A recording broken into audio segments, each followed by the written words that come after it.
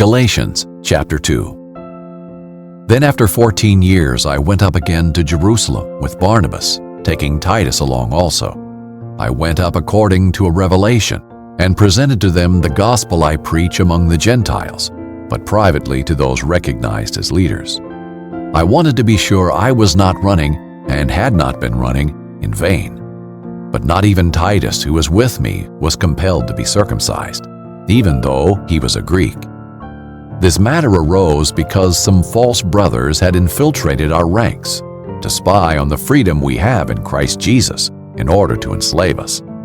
But we did not give up and submit to these people for even a moment, so that the truth of the gospel would be preserved for you. Now, from those recognized as important, what they once were makes no difference to me. God does not show favoritism. They added nothing to me. On the contrary, they saw that I had been entrusted with the gospel for the uncircumcised, just as Peter was for the circumcised, since the one at work in Peter for an apostleship to the circumcised was also at work in me for the Gentiles. When James, Cephas, and John, those recognized as pillars, acknowledged the grace that had been given to me, they gave the right hand of fellowship to me and Barnabas, agreeing that we should go to the Gentiles, and they to the circumcised.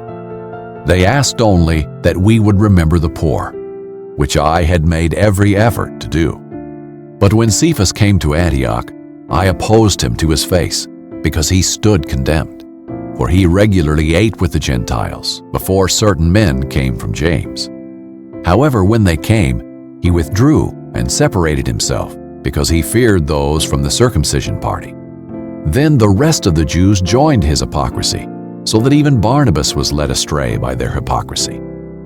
But when I saw that they were deviating from the truth of the gospel, I told Cephas in front of everyone, "If you, who are a Jew, live like a Gentile, and not like a Jew, how can you compel Gentiles to live like Jews? We are Jews by birth, and not Gentile sinners.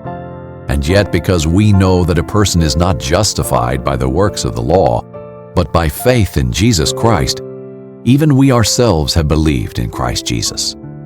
This was so that we might be justified by faith in Christ, and not by the works of the law. Because by the works of the law no human being will be justified. But if we ourselves are also found to be sinners, while seeking to be justified by Christ, is Christ then a promoter of sin? Absolutely not. If I rebuild those things that I tore down, I show myself to be a lawbreaker. For through the law I died to the law, so that I might live for God. I have been crucified with Christ, and I no longer live, but Christ lives in me. The life I now live in the body, I live by faith in the Son of God, who loved me and gave himself for me. I do not set aside the grace of God, for if righteousness comes through the law, then Christ died for nothing.